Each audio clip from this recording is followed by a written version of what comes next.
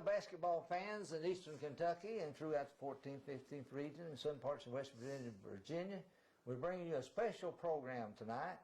And with me, I have one of my dearest, closest friends in basketball and throughout our tenure in working with one another at the University of Kentucky. He's known as a legend of UK basketball, the famous Coach Joe B. Hall. Joe, it's good to be here in your home in Lexington, Kentucky. Good to see you again. Thank you, Pete. And we do go way back. We were in college together. I'd come back to finish my degree after being at Sewanee, and we had some classes together. Yes, we did. Now, did you cheat off of me, or did I cheat off of you? What? I think Malinger gave us a test. Both of us had the same test. Yeah, was that what? Yeah. You remember Steve? Yes, I do. No, but really, Joe and I do go way back to the University of Kentucky days, almost 50 years ago, about 50 years ago, actually.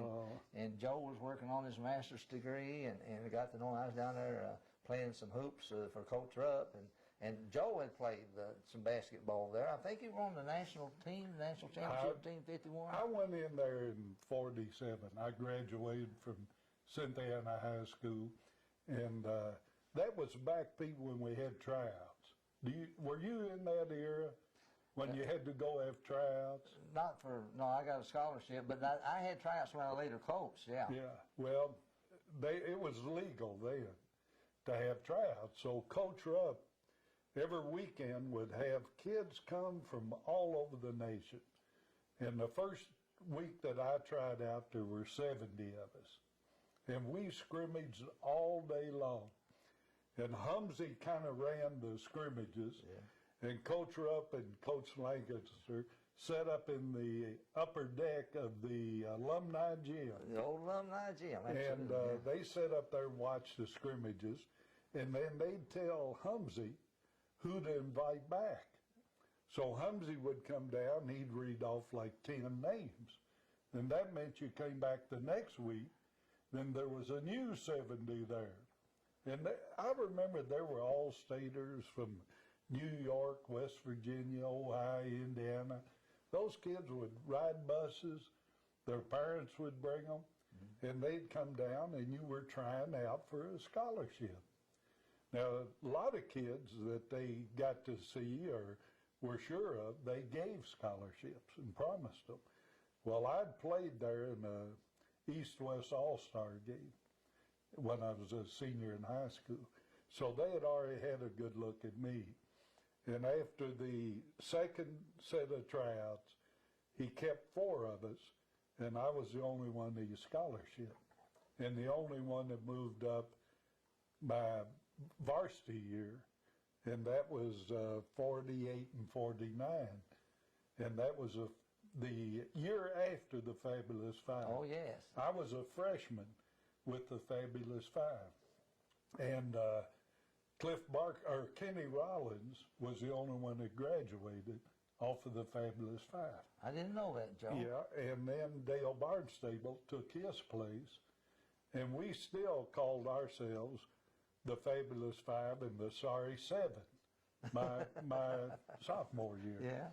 And I was one of the Sorry Seven. And you know how it was with Coach Rupp. If you were on that bench, you saw very little playing time. Absolutely. And so I would sit there on the bench and be anxious. And we finally found out that Coach he'd often play the guy sitting next to him out of frustration with one of the Fabulous Five, or what we called the second set of Fabulous Five. He'd just turn to whoever was sitting next to him. Didn't make any difference if he was a guard or a forward. He'd grab you by the scuff of the neck, and he'd throw you to the scorer's table. He'd say, "Get him out of there." And we found out, the Sorry Seven, that the best seat in the house was next to Coach Rupp. Oh, boy. That's great. Let me finish this story, because it gets worse. We were playing California in the Golden Bears. Pete Newell was the coach, and they had a pep band. They had the cheerleaders, and they even had a little bear cub that danced during the timeouts. And so I won that seat next to Coach Rupp, because after the shooting warm-up, you raced to the bench so you would get that seat. And there were no referees, so anything went.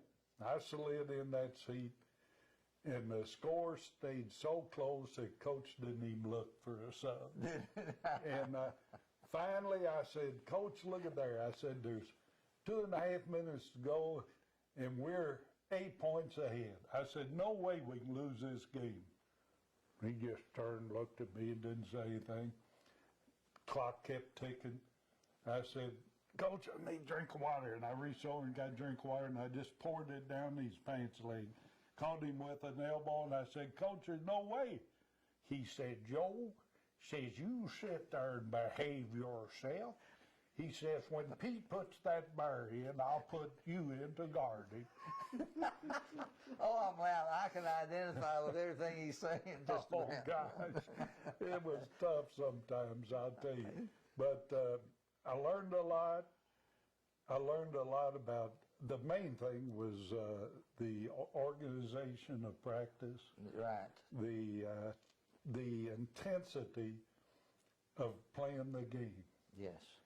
Our practices were so physical, so competitive, that it just developed the first unit. Absolutely. From scrimmaging every day. And you had to be very serious. I know when I was there, after you couldn't laugh or talk to you while you were spot shooting. You were standing out waiting for your turn to My spot gosh, shoot. he'd say, who's that whistling? Yeah, or who's that? He'd say, Boy. son, we don't make noises in here when we're practicing. We focus on the practice. That's right. He said, now, if you want to whistle, you go over to the music department. They'd like to have you. I know the first time I got chewed out as a Wildcat in practice was, I think, me and Clay Evans, my roommate, and Linville Puckett, or might have been Hugh Coy, 3 or 4 of us out there waiting for our turn to spot shoot. You know, you had 2 men on a basketball, and you were waiting for your turn. And probably Clay cracked a joke or something. We were laughing, buddy. Harry Lancaster stopped practice and everything, and he chewed us. But he just said, we never laughed again in practice, I'll tell you that. No, But same way as you said, Coach Rupp wouldn't allow you to talk. You'd pinch yourself if you That's had right. to keep Nothing but the basketball bouncing. That's all was heard in practice, right, Joe? Squeak of the shoe. Yeah. Wanted to hear those squeaks. Know that you were working hard. But that was, what a great time. What a great experience to be, to me, the greatest thrill I had in basketball. People say, well, the national championship, or the NIT, or beating Indiana in 75 to go to the Final Four. All those things were great.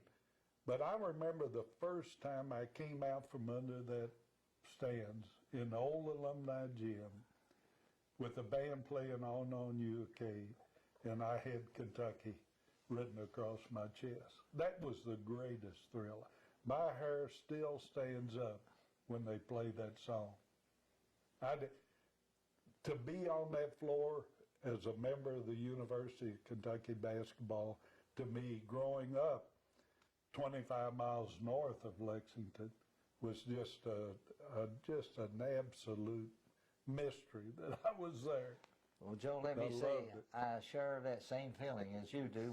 When you were with that Fabulous Five bunch, guess what I was doing? I was back in the 7th and 8th grades back up there at Martin, Kentucky, listening to you on the radio. Yeah. And let me tell you something. That was a thrill. We didn't have television those days. Oh, I listened. But then you guys won that back-to-back NCAA championship, 47-48, and Coach Rupp coached you in the Olympics. Yeah. And you had that portable floor out there. I was at that game when they played the Phillip Oilers. Yeah, and they on won Stoll Field. Yeah, Stoll Field. And they used the old floor from the Armory. I'll get it right in a minute. Down in Louisville, where we played all the state tournaments at that time. Yeah.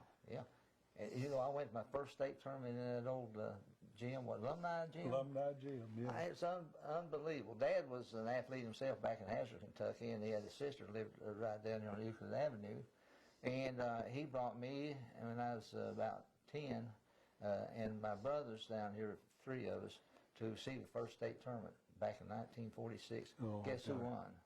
Alumni Gym. Wall Jones, Harlan Green Day. Harlan, yeah. Never will forget that experience. Oh, yeah. You had Humsey, to- yes. And Humsey. Yeah. And you had to crawl. We were small. We had to crawl through people's legs and stuff, and we push and shove and crawl. I we were just remember. boys to get to see the game. I remember that tournament. I remember seeing Wild over there in the corner, Yeah. shooting that two-hand overhead shot. Yeah. And little Humsey out there as a point guard. Yeah. They didn't call them point guards. No, we had but- two guard fronts in the Yeah, day, I just think. two guards, yeah. And boy, that was, Humsey was pretty good.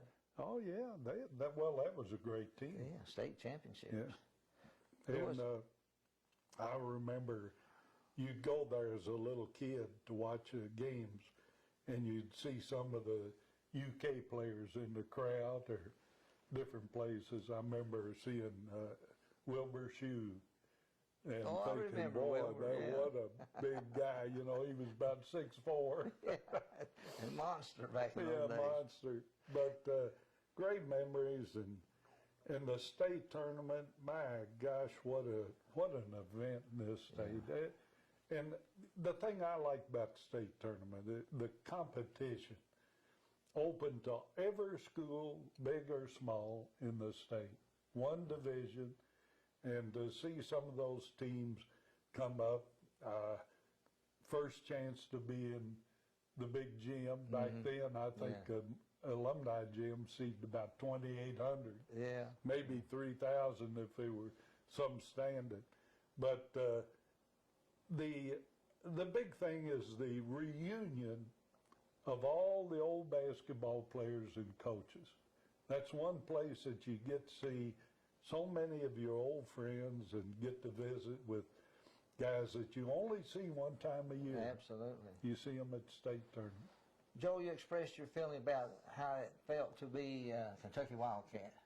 Now, and you went through that at a great time and great teams, and the teams I remember as a young boy listened to, like I said, on the radio. But when I got down here, I was in awe too, and struck by being at Kentucky and playing for Kentucky. How did you feel when you reached one of the highest peaks of your life to be the University of Kentucky Wildcat basketball coach, Joe B. Hall? Yeah, Tell us how you felt there. Well, I had a doctor friend here in Lexington, Dr. Royalty, Maurice Royalty, good friend, great doctor, great surgeon. And he asked me one time, he said, Joe, he said, I watch you down there on the bench, and I myself, a fan, I get so excited and so nervous during the game. He said, I'd be scared to death to have somebody take my blood pressure. He said, how in the world do you stand that pressure? I said, Dr. Royalty, what'd you do today? He said, what do you mean? I said, well, you had a typical hospital day. What'd you do? And he said, well, I made my rounds. He said, I removed a gallbladder and took out a lung of a patient. I said, my gosh, I said, can you imagine how nervous I'd be if I had to cut somebody open and operate on them? Yeah. He said, yeah, but says to me, it's just like digging in a garden. I said, well, when you've played ball and been a high school coach and a college assistant, you get through that nervousness and that just like you as a doctor, you're able to perform your job without feeling the pressure. And I said, You know what I "That's where would have said to you, or to that doctor? I said, just look at that program he keeps rolling up in his hand. He'll whack it. I said, that's how he keeps his blood pressure. Yeah, Remember that, Joe? You have to express yourself. That's true. Takes the pressure off. Well, you're a legend at the University of Kentucky, and you did a lot in basketball and grade school, high school, college. How did it feel when you won in 1978? We were right with you up there in Floyd County. I had become the superintendent of schools. We had your team players up there in Martin running around. You know, we had them down there exhibiting after the senior year basket. Yeah, barnstorming in our Pressenberg field house. We had a great time with those boys. But daggone it, you won that daggone tournament in 1970. How did it feel? Well, it was a big, first of all, to coach at Kentucky and have the background that I had. And then spending that 7 years with Coach Rupp, I didn't suffer from anxiety of how I was going to do. I felt I was well prepared. I see. And so the coaching end of it was not a problem. But the responsibility of taking over the winningest program in the history of NCAA basketball, to have that responsibility, that a program that meant so much to the fans, and that's border to border in this state. The fans down in western Kentucky, southeast Kentucky, northern Kentucky, it was the same all over this state. There was a unified feeling about Kentucky basketball, that fans of Eastern, fans of Western, fans of Murray, they were still fans of the University of Kentucky. And I think that responsibility weighed on me, and I would be wrong in saying I didn't feel that. And but it kept me on my edge, and kept me working hard to recruit and keep a good team here on the floor. Well, Joe, when I was coaching high school, you were the assistant coach under Coach Rupp, and you just made a point that really got me to thinking about how important that this man was as a recruiter for Coach Rupp. And I know personally how hard you recruited, you and Dickie. He came to my school when I had Steve Smith and Dan Hall over at Betsy Lane, and he came up in Eastern Kentucky quite often and recruited these boys, and I was always disappointed that Steve didn't go to play under you, Joe. He was a big 6'8". 6'11". 6'11", yeah. I never will forget. He had a little bridge across the creek over to his house. Yeah. He ended up in NC State, but you know what happened there? They just actually recruited, bought him and family, and moved them all down there. And I told you and Coach Rupp about that. Is that right? Well, being a Kentucky kid, I kind of felt like that he had an obligation to come to university. Did too. I tried my best. But anyway, Joe, the point I want to make is he was a great recruiter. I don't know if he knew this about himself, but around the state, in the high school coaching ranks, Joe was known as the one who helped build the team for Coach Rupp, because you were a good recruiter now. You stuck to business, and you worked really hard at it. Oh, it takes hard work. You traveled, I tell you. I'll tell you, Pete, my wife would meet me at the airport with a clean set of clothes in another suitcase, and she'd take my old one and give me a new one. I'd head right back out on the road, especially out of season when we had a break. Joe, I remember also being in those ranks about that time that the story came that, and you correct me if I'm wrong, the story came to us out in the state that when Coach Rupp retired, actually we were down there with Smith the last game of the year that he coached in Coliseum. You might recall that. You had us down there, the Smith family, and me and my wife Phyllis and the children, Jerry and all of us. And we saw the last game of the Coliseum that Coach Rupp coached, and Joe was his successor. Or we thought he was going to be a successor. Well, I found out later that you had been offered St. Louis job, and you were on the way to St. Louis, and Coach Lancaster called you back. And no, Coach how did that happen? Me. Correct me on that. Well, that's a long story. That occurred 3 years before I came head coach. Oh, okay. And St. Louis offered me a coaching job. I went up and interviewed, and before I went, I asked Coach Lancaster, I said, what am I going to be considered for the coaching position when Coach Rupp retires? He had to retire when he was 70, which was really 2 years away. And he said, well, we can't make you any promises or anything. And so I went on and accepted the St. Louis coaching position. But later, the athletic director was in the service. The president, Father Marchetti, was on a retreat when I went back to take over. And they broke seven stipulations in my contract the first week. Well. Things like paying the moving expenses for my assistants, making my assistants full-time so that they could have benefits. and many other things. So I came back home. I was very unhappy for the weekend.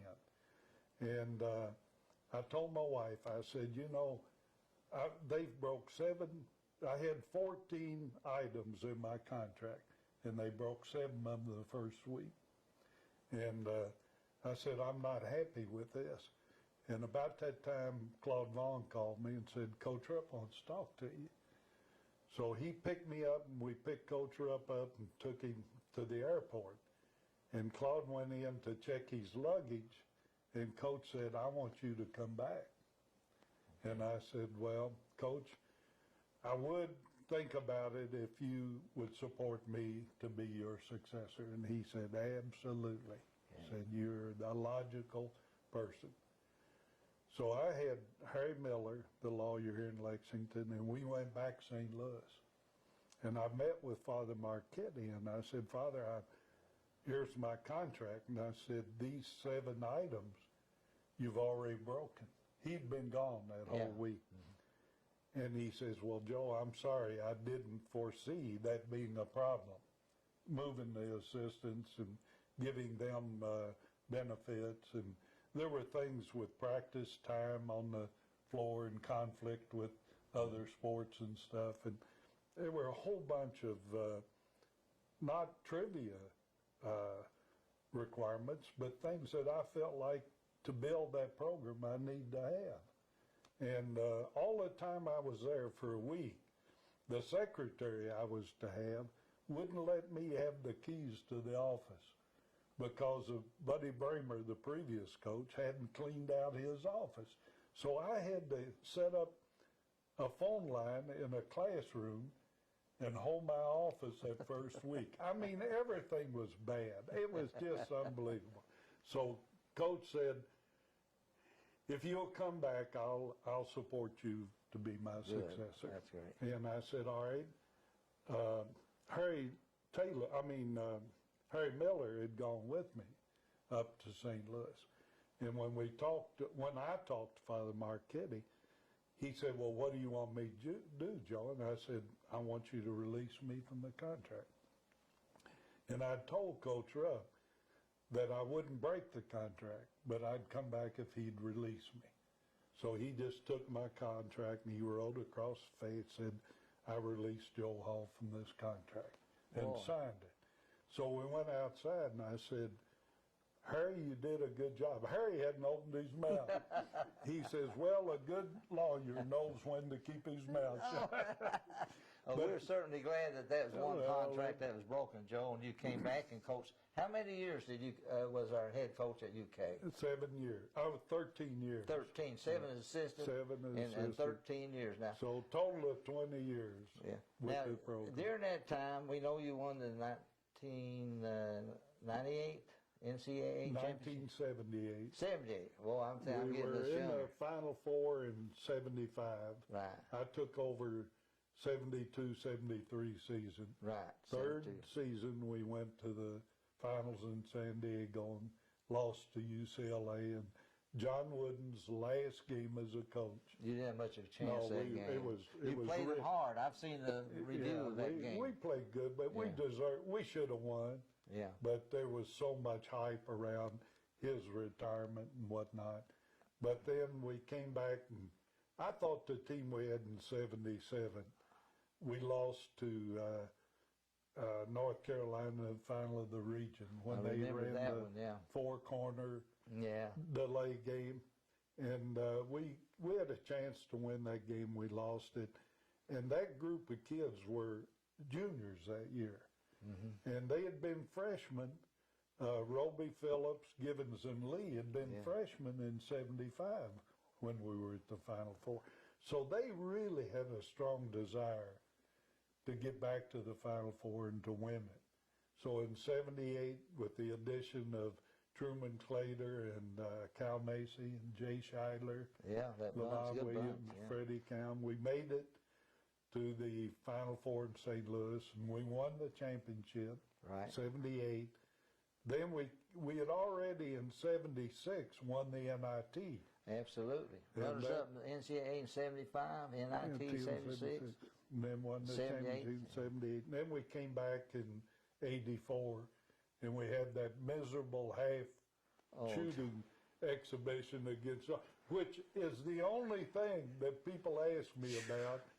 I wasn't going to ask you. I wasn't going to ask you. No one about ever says, how did you beat Indiana in 75 when they were undefeated and ranked number 1 in the nation? They don't ask that. And what was it like to win it in 78? They say, what happened in Seattle against Now, Joe, you got to Georgetown? give me credit. I was not going to ask you that question. Well, because I I was beat you to it. miserable. I don't think we got it on TV back home, but I think it got on radio. And I was as miserable as you were that night. No, It can't no, be. No. Pete, believe me, you were. I was wondering when you was going to have to take a shot and show them how the Well, bank won in. Yeah. Well, if we'd had the Whitaker bank shot, I probably would. But that was a phenomena. The ball just wouldn't go in. We missed layups. We missed close putbacks. Yeah, unbelievable. We had shot 50% the first half, had a 7-point lead at halftime, and everything was going so good.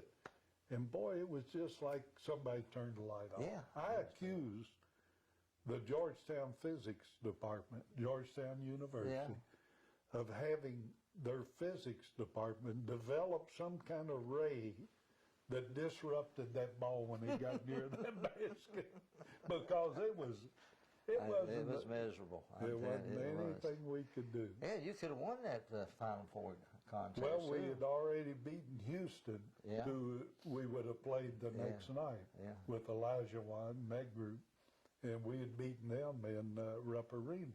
Yeah. So we felt pretty good about it at halftime. But boy, I tell you, just when you experience something like that, it just makes you just wonder. Well, let's experience 78 team again. Well, How do you okay, feel good. about that? Well, that was.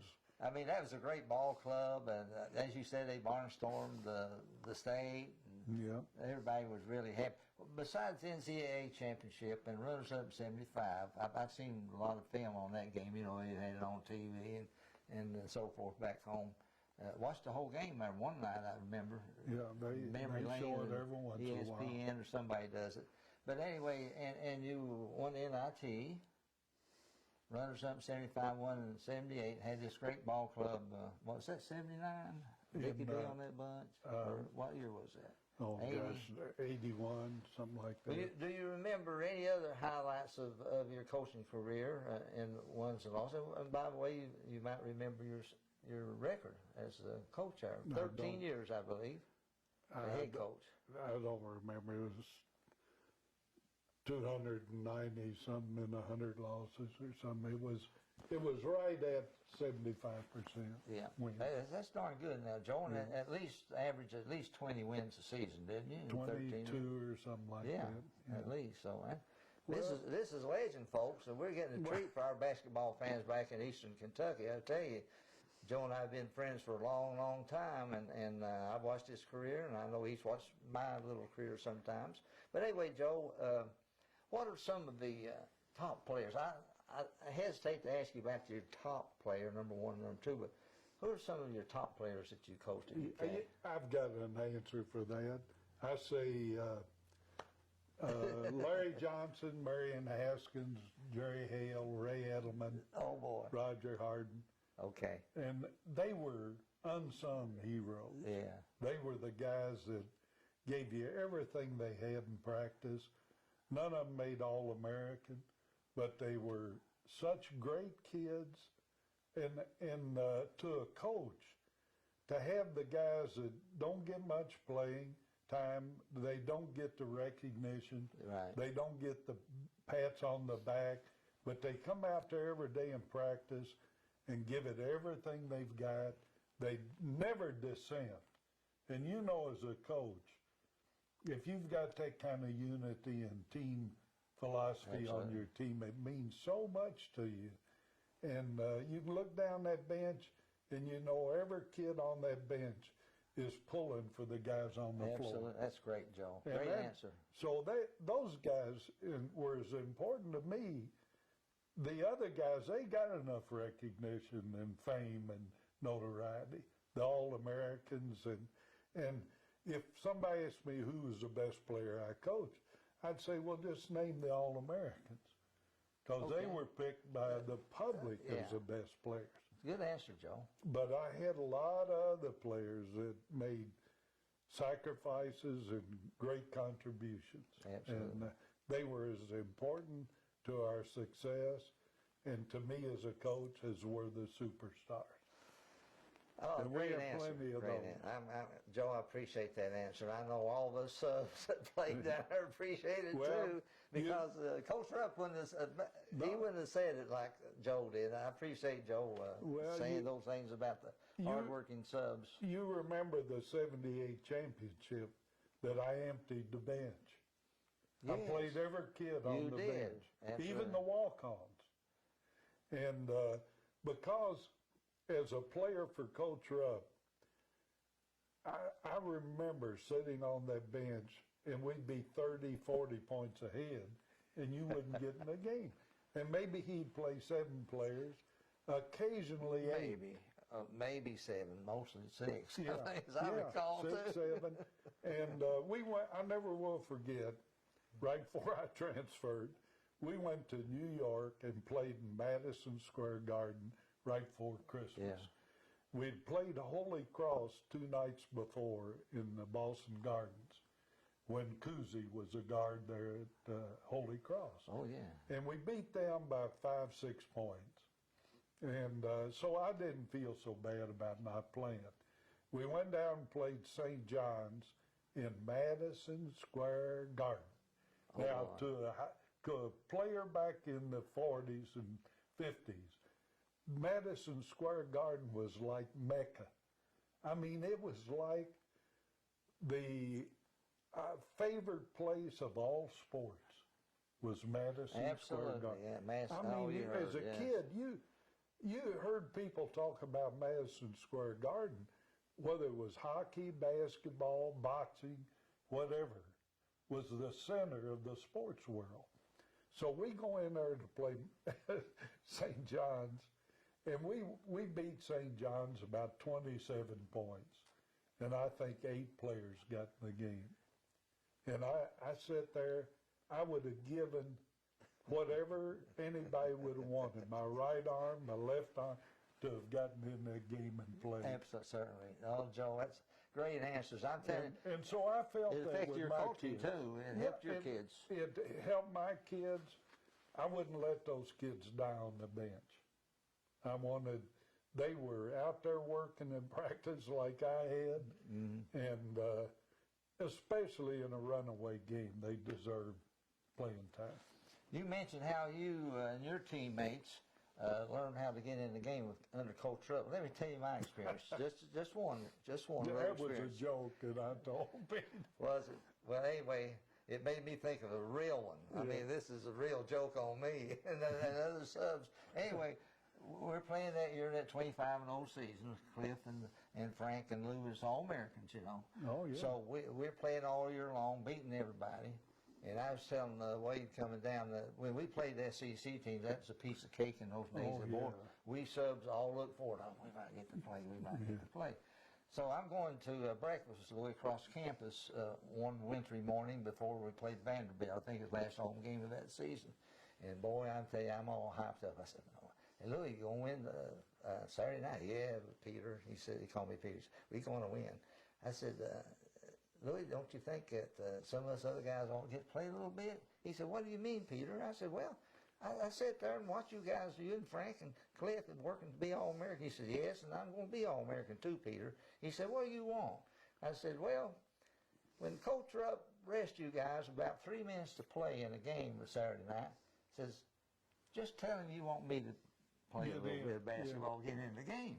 And he said, you think it'll work, Peter? And I said, well, Louis, he listens to you all the time. I said, you get your way with him. Lou Seropoulos, is that who you're talking about? Yeah, I'm talking about Louis. Yeah. And so he said, I might do that, Peter. I wish we'd give it a try.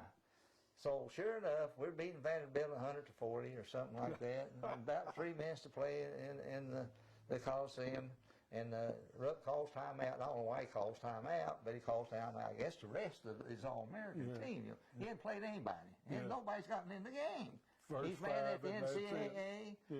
He's mad at the NCAA. He wants to beat everybody's band. He's mad at the SEC, and they're playing Vanderbilt last home game of the season. So he calls timeout, and they come over in the huddle, and Louis grabs that towel, and he wipes his face. He said, "Coach, I put Peter in down there. I'm tired. Take me out of the game. Peter will play in my place." And Rupp looked at him, and he looked down the bench. I was on the other end. You know how we used to sit there with those warm-ups on? Yeah. You couldn't get them off, you know. You had to sit there the whole game, big warm-ups on, pants and tops. And he says, "Grigsby, get in there for Seropolis, will you?"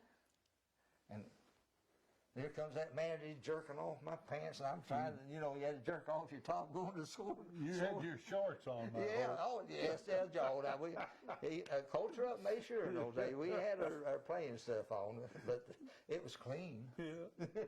You get it? Yeah. But anyway, so I'm jerking things off, getting there. I got to play about 2 minutes and scored. I stole ball and scored. That's a true story. And I'm just networking with Coach here because it was true, folks. I tell you, you can go sleep on that bench sometimes under him. You would lean over and look down and see if he's looking at you, try to catch his eye. It was tough. I'm going to switch gears on you a little bit. You just had a birthday, folks. I want you to know Joe B. Hall, our famous Kentucky coach, just had a birthday. I had a great birthday. I had so much celebration from morning clear through the night, and it was just great. The studio at the radio station, and the new mayor, Jim Gray, personally brought me a birthday cake. Wonderful, Joe. And I shared it with the employees there at the radio station. Then I went to lunch out at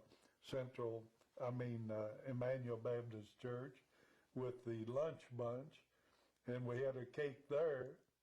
Then my daughter brought me a cake, and I wound up with 3 cakes, and I'm diabetic and couldn't eat any of them. Oh, goodness. But I shared them, and we all enjoyed it. And then had a nice birthday with all my friends. And then the students at the game that night wished me happy birthday and held up signs, and that was great. I started to come to that game. That was Tuesday night, wasn't it? Mm-hmm. And we had a game, our opening game of the high school season back home, and we did on television, radio, we did the Betsy Lane High School game over at Betsy Lane. So I read about it and heard about it, and Wade and I talked about it coming down. So you're getting a little bit older these days, buddy. Well, thank goodness. You're alive to get older. I appreciate it. You don't want to tell us my goal. You don't want to tell us how old you are? I'm 82. I'm proud of it. It's a sign that I've taken care of myself. Absolutely. Yeah. And I'm missing a few parts, but I'm still here. You remember that old story about President Reagan going to that farmhouse? Mm-hmm. And this farmer invited him in for dinner, and all through dinner, this hog kept walking through the living room and around the kitchen table and only had 3 legs. Do you remember that story? Not all of it. I remember the start of it, like you're saying. President Reagan thanked them for a wonderful dinner, and he says, "But I have to ask you one question. The mystery of that pig, that hog that you let walk through your house, only has 3 legs. Is there a story there?" They said, "Yes, sir." Said, "That pig can go anywhere he wants to." Said, Jeb was back in the back 40 plowing, hit a soft spot. The tractor turned over and pinned him, and he was going to be stuck there all night, couldn't call anybody, couldn't make anybody hear him, and he felt something digging under his shoulder, and that hog rooted him out from under that tractor. Said one night the candle caught the curtains on fire down in the dining room, and we were all upstairs asleep. Said that hog came up and woke us up, saved our lives. Said when a hog is that good for you, you can't eat him all at once. President Reagan told me. But the good Lord's taking me at a piece at a time. He ain't going to take me all at once. Oh, wonderful. We're glad he's just doing it. I hope it'll last a long, long time. Well, thank you, Pete. You too. You've been great for this basketball sport and educating young people. And the things that you stand for certainly set you apart. Well, thank you, Joe. Appreciate that very much. And you've seen one of your daughters become one of the greatest players ever to play the sport. Yes, yes. And Jerry. Been blessed. Jerry Been Grigsby, blessed, yeah. yes. Sure was. I was praying back then when I was in Nathan, and we had Jerry's our second daughter, and I was praying all the time if the good Lord would send me a basketball player. And when I was told it was another girl, the second girl, and You that's said, where she was well, born, missed this I time. said, not in the books for me, just not in the books. What can I say? What else can I say? I was blessed. Jerry Grigsby became, what, the leading scorer? Yeah. Does she still hold the record? Or? She holds several national records. She averaged 46.1 points per game. 46.1 in points 3-year per game. history. And she's got more points, 4,365 points in 3 years than any other girl in high school competition in the state of Kentucky. Yeah. And it's in the national record books. Not unbelievable. And, she was better than good. She was a great player. Yes, she was. And had so much passion for the game.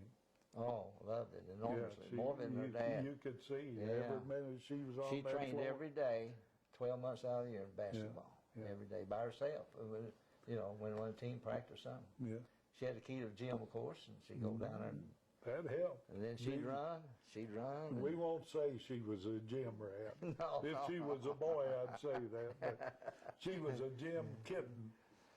Joe, what advice? So you're talking about high school, my high school daughter and other high school players out there like ourselves who aspire to play college basketball. What would you say to those young boys and young girls in high school? What should they do to aspire to be a Kentucky Wildcat? I really hope that there are young people out there that still have a passion for the game. And I know there's so much competition today for the young people's time. There are so many other activities that they can get involved in. Mm-hmm. There's so much gratification that comes from non-athletics. And that's good. I like to see people that are well-rounded, but I don't see the passion for the game for the young people today. I see so many outdoor basketball courts. The parks have these great backboards and baskets and nets. Well, when I was a kid, if you could find a net in a basketball court, you'd be playing 5 hours a day. Absolutely. And I guess it wasn't that available to us. And whenever we had the chance, well, we used it, just wore it out. But I don't see that today. I've got a court right over here across the street, and I just don't see people out there playing. And I would like to see, I love to see those cases where a kid says, I shoot 1,000 shots a day, or I dribble a ball home, or everywhere I go, I dribble a basketball. Mm-hmm. And it takes that kind of dedication, that kind of focus to become great in anything. I mean, you're not going to be a great scientist, or you're not going to be a great engineer or bridge builder if you don't have the passion to do that. So I say for young people, develop a passion for whatever you love to do, and do it the best you can do it. Be the best. Just whether it's sports, whether it's the best English student, the best public speaker, the best horn blower, drum beater, sure. Whatever. Be the best that you can be.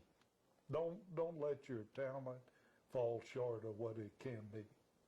And if you have a passion for football, If you have a passion for baseball, develop yourself with the fundamentals, put in the hours that it takes to be the best you can be.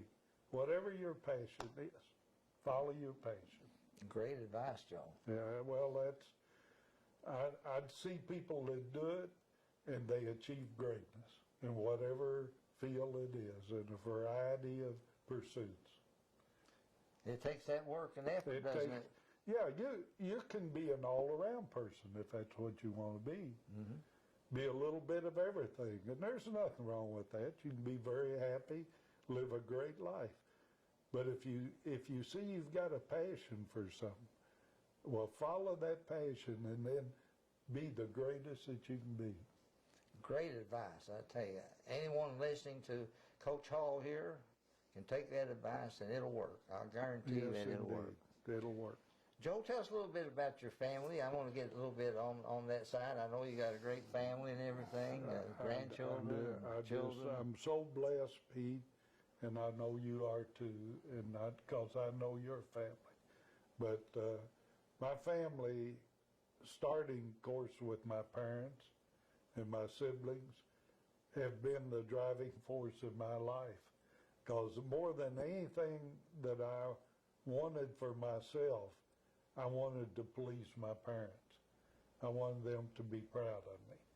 And some people in my life that influenced me, and Judge Max Swinford was a federal judge out of Cynthiana, and his son John and I grew up together. And I always looked at Judge Swinford as not only a arbitrator or a judicial person who gave down verdicts, but also an example of how to live your life.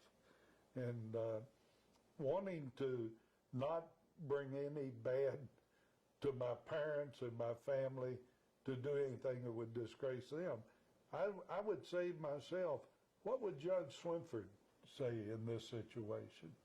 And he was a great influence on me. But my coaches, gosh, I was so blessed with good coaching and good people, and they kept my passion alive. And my uncle that I worked with on the farm grew up, spent my summers in Bergen County on the farm, and he and I competed, and we raced in everything that we did. And we had a competitive spirit that just fit along with my personality. And I also love the joy of the outdoors and hunting and fishing, and they've been great passions for me. But my family, my wife Catherine was from Harrison County. Of course, she passed away 3.5 years ago, and that was the biggest upset in my plans. Yeah. Because I was older than she, and I never did much around the house. I was always so busy, and now the burden of keeping up a house and doing all my own cooking and washing and cleaning and everything has been a new experience for me. And my children, I have 3 children, 2 girls and a boy. I have a daughter that's a CPA. She has 2 children, a boy and a girl. And I'm so proud of my grandchildren and my children. I have a son that's not married, and I have another daughter that has a daughter, and she's a retired nurse, and her husband is the offensive line coach here at Kentucky. Oh, great. They've been all over the United States in his coaching profession. And they have a daughter, Amy Summers, that graduated from the University of Louisville. She was co-captain of the softball team her senior year, graduated with honors, got a fellowship to Colorado State University in animal or equine science, and now she teaches at the University of Louisville. And my other grandson is a former baseball player, and had Tommy John's surgery on his elbow. Oh, yes. And it ended his career. He never could come back. And he's married and living here in Lexington, Jeff Derrickson. He set all of the Henry Clay high school baseball records and was drafted out of high school by the Houston Astros. And his sister, Laura Derrickson, is a sophomore at the University of Kentucky. And she was a all-city shortstop for Henry Clay softball. Well, that's wonderful. And Amy Summers was all-state shortstop, second baseman in Athens, Ohio, as a senior in high school. She made all-state softball. So all my kids have been active and excellent students, A students. That I treasure more than anything. But they have passion and they excel in whatever they're doing. Oh, that's wonderful. We got a great family there. So what a family. You've so been blessed there, yes.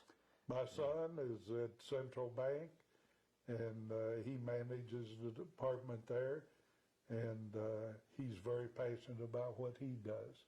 He was a football captain at Henry Clay High School when he was in high school. So they all did well in sports. They did well in the academic world, and now they're doing well as parents and contributing citizens. Oh, I tell you what a family, what a story, and Joe, you leave a legacy for all of them and for the fans of UK basketball, and he's a legend in our own time. It just thrilled me to get to interview you, Joe, and take you back to our station, let our Eastern Kentucky fans hear you and see you're doing well and your family's doing well, and that makes us all feel very good. Well, thank you, Pete, and I know you're doing well. We have the opportunity to visit and run into each other, and it brings back great memories. I'll tell you, we had good times when we were together in college. They certainly did. And when we were coaching, me in high school and you in UK, we had a lot of good times together. We were at a lot of clinics and had opportunity to visit during the tournaments and everything. And I've kept up with your children and little Pete. And, he's out in Kansas City. He's on television, weather anchor. Oh, really? And he's an administrator. He's got two jobs: administrator in a school district, communication administrator in Blue Springs, Missouri. I know where that great is. District. He lives in Blue Springs. Out of Blue Springs. You did. Time. Yeah. A great school district. Yes, they got top education out there in their district. Right outside of Kansas City. Kansas City. Yeah. And he works in Kansas City on television. He was full-time there as a weather anchor, and then he got this good job in the educational system. They wanted to build the communication system throughout the whole district at Blue Springs. And so he managed to keep part-time on the television and full-time as administrator. So he got the best of two worlds, in my opinion, I'll tell you. So, but he's doing great, and he was a good basketball player. He made second team All-State at McDowell. Oh, yeah. You were going to watch him play one night, I remember. I remember him playing the drums. Yeah. Oh, he's a great drummer. That's Joe, I forgot about that. Yeah, invited him down there to play the drums there. He's so good at one of his ball games at Rupp Arena. I'll tell you, I'm 82 years old, and 6.5 years ago, or a little longer, 6 years and 8 months, Denny Crum and I started a radio show. I've heard it once or twice. Everybody said, Joe said, you'll burn out in that. You won't stick with that 2 weeks. And that's been so much fun, Pete, to visit over the air with other people that are interested in sports in this state. And Denny Crum is one of the greatest guys you ever met. And people just couldn't understand the rivalry we had, and then to get together on the radio show. Well, Denny and I had so much in common. He was a basketball coach. He learned his coaching under one of the greatest coaches of all time. He was a player and an assistant to John Wooden at UCLA. Of course, I was a player and assistant who I think was the greatest coach of all time, Adolph Rupp. But in addition to those similarities, we both were avid fishermen. Oh. We both fished all over the world. Venezuela, Alaska, Belize, South America, Mexico. I've even been to Africa fishing. But, and we're duck and goose hunters, and pheasant hunters, and quail hunters. And we've done that together over the years. And so we had so much in common that it was just so natural being on the air. Oh, that's wonderful. And I think what it's done more than anything, Pete, it's transcended competition from being a bad thing, but to being a good experience. We were highly competitive, both recruiting and playing and against each other, but the friendship was above that. Absolutely. And that's the way it should be in sports. Sports is not about hate or being mean to somebody. It's competing and respecting your opponent. And whoever wins, well, that's good, but you still respect the person that competed against you. Yeah, and some of the best friends I have are those I competed against. Oh, gosh, you know, in basketball, lasting coaching, and playing, and some of the best friends I got are those people. I'm good friends with some of the players that played against Kentucky. One of the good friends that I claim is Charles Barkley. And boy, he was as tough against us as anybody we ever played. But I've got many friends in coaching. Gene Bartow was up. His son is coaching at East Tennessee. Is that where it is? We played here. Yeah, back East Tennessee State. And Gene came up and visited with me. And when I went to Central Missouri from Regis College, I followed Gene Bartow. He had coached Central Missouri before I did. And so we had a lot in common, but you develop such great friendships, and because of the pressures and the competition that you've had, and we all know what it is. We know what it's like, and we have a camaraderie there that there isn't any hate or bad feelings. Just like you said, you're even better friends. You're probably better friends with them than some you grew up with. Yeah, well, Denny and I have become best of friends. Yes, great. Joe, let me ask you this question, and you don't have to answer it, but analyzing the seasons of basketball as you do, and as I have tried, in years gone by, and as retired from coaching and so forth, how do you think we're going to have, what kind of season do you think we're going to have this year, Kentucky Wildcat team? I'm so impressed with John Calipari, and I go to a lot of the practices. And now, he's a great recruiter. We know that. Oh, yes.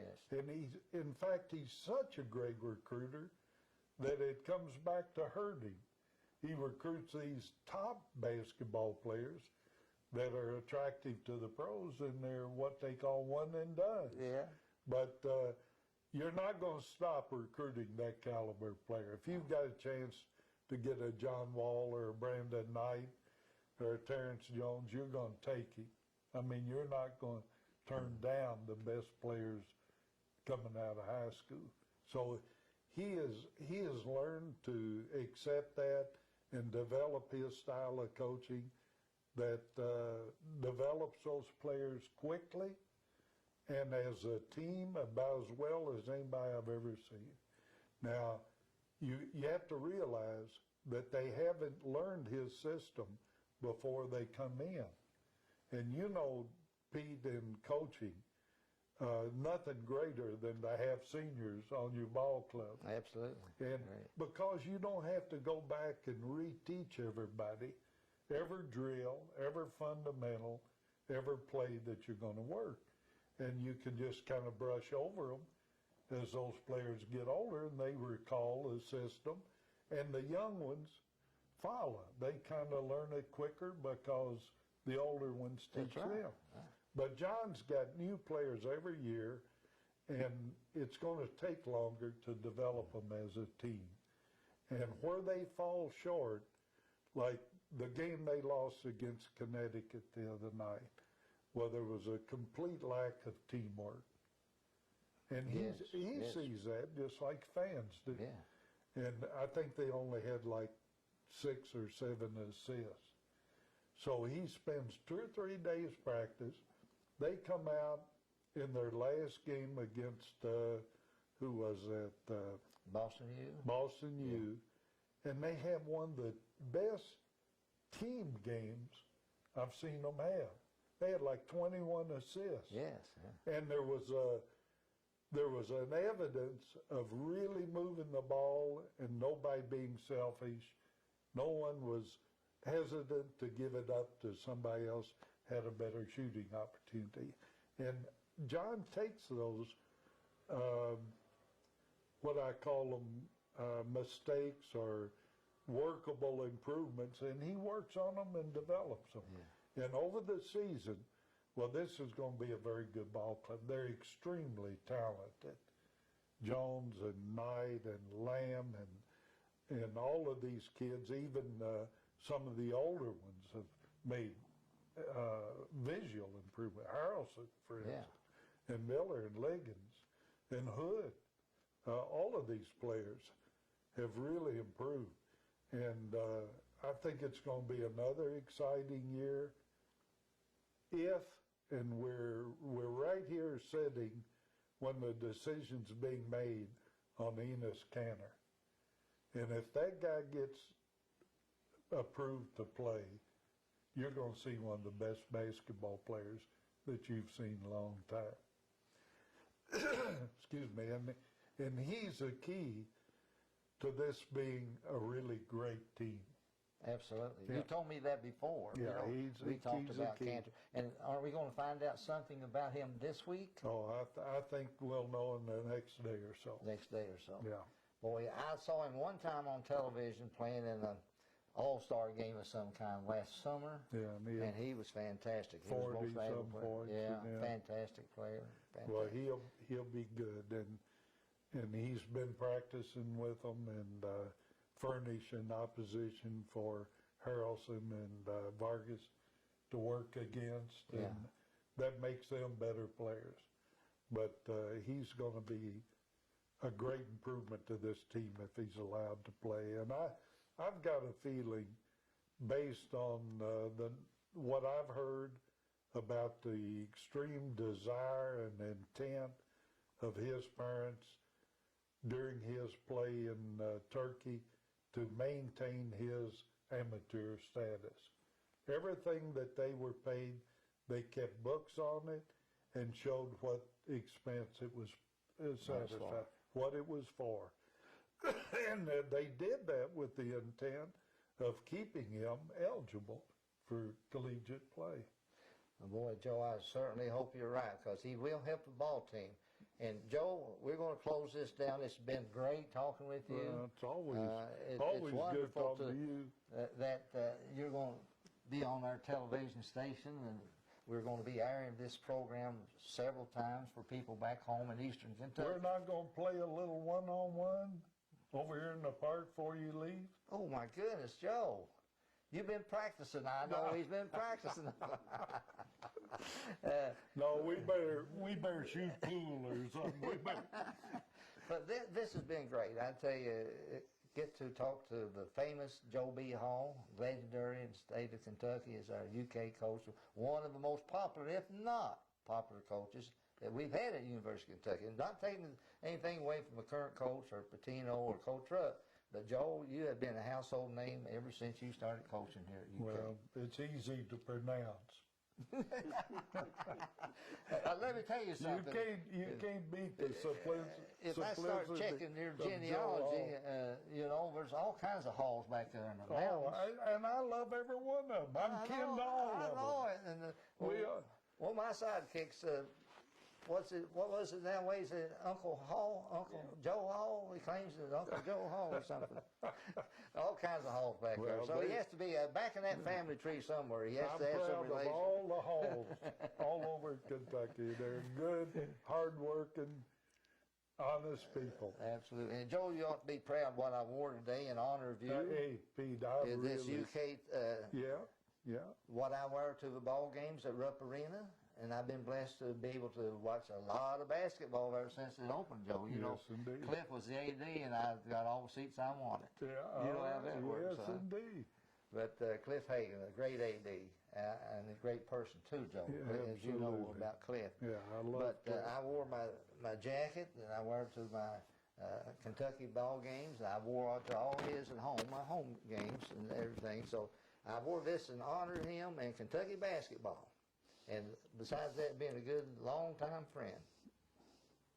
So with that, Joe, if you got anything else you want to add, say, take off. We got thank you time. for giving me this opportunity to visit with the Kentucky fans and friends of yours.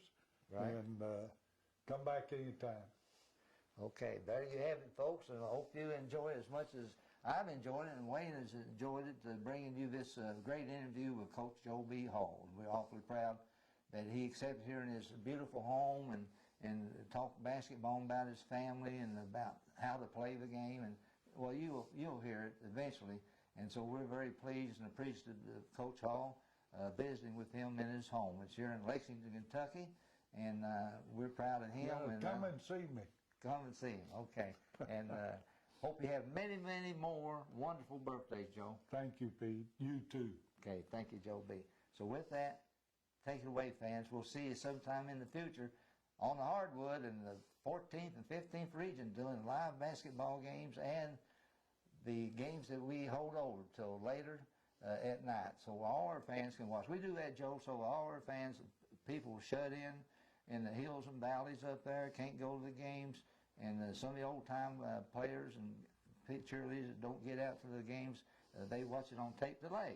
Yeah. After every game we do. And then we do some on live, too. We do tournaments on live television and radio. So anyway, thank you, folks, and we'll see you again somewhere. Happy holiday season.